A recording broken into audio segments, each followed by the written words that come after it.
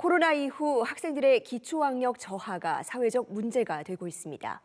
이런 상황에서 서울시 의회가 기초학력 진단평가 성적을 외부에도 공개할 수 있도록 하는 내용의 조례안을 제정했는데요. 이 과도한 서열화 우려에 위법성 논란까지 나오면서 교육청이 제의를 요구했지만 갈등은 가열되는 모양새입니다. 먼저 영상 보고 오겠습니다.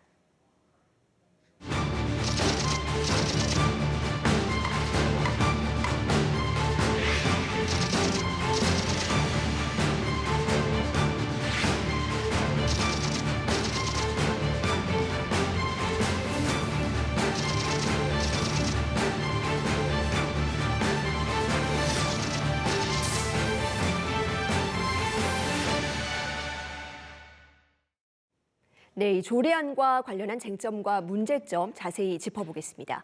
서울 금나래 초등학교의 문태주 선생님 나와 있습니다. 어서 오세요. 네, 안녕하세요.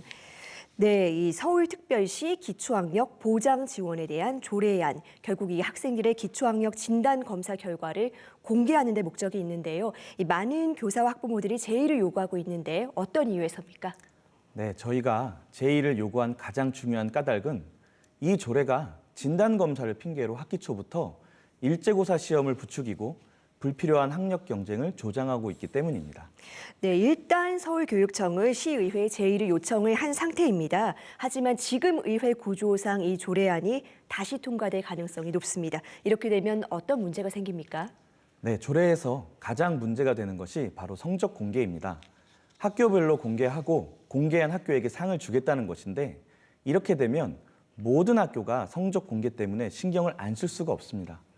벌써부터 진단평가 대비반, 문제집 등 사교육 시장이 들썩이고 있습니다. 더 중요한 부작용은 기초학력이 부족한 아이들일수록 학기 초부터 사지선다, 오지선다형 시험에 난 공부 못하는 아이야 라고 자신을 낙인 찍고 스스로 학습을 포기해야 하는 무기력감을 키운다는 것입니다. 그래서 저희는 시험이 아니라 한 달 정도 관찰 후 더욱 정밀한 진단이 필요할 전문적인 진단을 지원하는 것이 맞다고 보는 것입니다. 또 이 조례안에 위법 소지가 있다고도 주장을 하셨는데요. 어떤 부분에서입니까? 네, 먼저 기초학력보장은 이미 법으로 정해진 기초학력보장법과 시행령에 의한 국가사무이기 때문에 조례에 위임할 사항이 없습니다. 그래서 조례 제정 범위에 속하지 않습니다. 네. 게다가 이 조례에서는 가장 문제가 되는 성적 공개에 대한 문제가 있습니다. 이 조례의 기초가 되는 기초학력보장법에는 진단검사 결과에 대한 공개 내용 자체가 없습니다. 게다가 교육기관 정보공개에 대한 특례법이 있는데요. 거기 5조 2항에는 학교의 학년, 교과별, 학습 상황에 관한 것도 개별 학교 명칭은 공개하지 않습니다. 지역교육청 단위로 정보를 공개해야 합니다.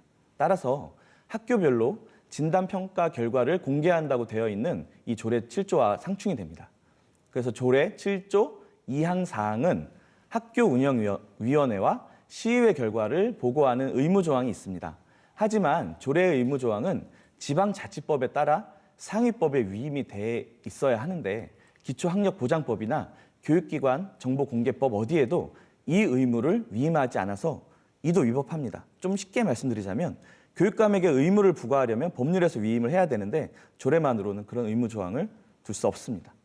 네, 하지만 이 안을 발의한 이 시의회 의원들은 부작용 우려를 일축을 하고 있습니다. 그러면서 근거로 들은 것이 이게 학생 개개인의 성적을 다 공개하는 것도 아닌데 서열화 우려가 있겠느냐는 거죠. 어떻게 보십니까? 네, 저는 이게 눈 가리고 아웅하기다 이렇게 네. 생각을 합니다. 이 조례는 기초학력보장법과 같은 법, 동법 시행령을 거의 따르고 있습니다. 달라진 건 성적 공개와 그에 따른 포상만 새로 들어간 겁니다. 근데 굳이 왜 이 조항만 추가했을까요? 성적 공개로 무엇이 달라지기를 바랬을까 되묻고 싶습니다. 시험 성적 학교별로 비교해서 부끄럽지 않으려면 학교장이 알아서 시험 공부 열심히 시켜라. 뭐 이 뜻 아니겠습니까? 그렇게 되면 학교는 지원이 필요한 아이를 많이 찾는 게 중요한 게 아니고 기초학력 부진 비율을 줄이기 위해서 또 편법이 난무할 것 같습니다. 우리는 지난 이명박 정부 때 연구 목적용이었던 학업 성취도 평가 결과를 학교 평가에 반영하겠다고 해서 벌어진 온갖 진풍경을 잊지 말아야 합니다. 학교 간 서열화가 아니라고 하는 것은 거짓말이라고 저는 생각을 합니다. 정확히 학교별 서열화를 겨냥한 조례입니다. 그런데 지금 어떤 학생들의 기초학력 문제가 심각한 건 사실이니까요. 제대로 지원을 하려면 적어도 이 학생들의 수준을 알아야 되지 않겠느냐, 뭐 이런 지적도 있습니다. 여기에 대해서는 어떻게 보십니까?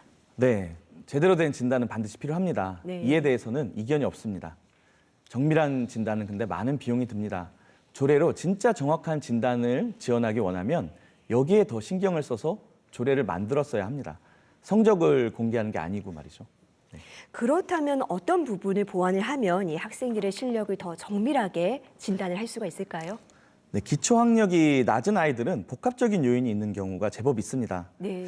단순히 노력만 하면 해결할 수 있는 것이라면 문제가 안 되지만 복합적인 문제를 가진 아이의 경우라면 우울감 등의 정서적 문제를 포함해서 발달의 문제, 지적 어려움을 갖는 아이 등을 정확하게 진단해야 하고 한 아이만 하더라도 그에 대해서는 수십만 원의 비용, 이후 상담 치료에 드는 비용은 그 이상입니다. 이러한 아이들이 경제적 어려움을 겪을 경우 그에 따른 지원도 필요합니다. 사실 사설병원에서 알아봤는데 정밀 검사의 경우는 30만 원대에서 50만 원까지도 드는 경우도 네. 있다고 합니다. 네, 점수만 공개할 것이 아니라 어떤 근본적인 원인을 파악해야 된다라는 지적이셨습니다. 그렇다면 이 기초학력 회복을 위해서 이 교육당국이 정말로 해야 될 지원이 뭐라고 보십니까? 네, 학습이 느린 학습자, 가정 환경이나 정서적인 어려움 때문에 학습의 어려움을 겪고 있는 아이들을 돕기 위해서는 매우 담대한 재정 지원이 필요합니다. 학급당 학생 수를 파격적으로 낮추고 초등 저학년에 기초학력을 전담하는 교사를 대폭 늘려야 합니다.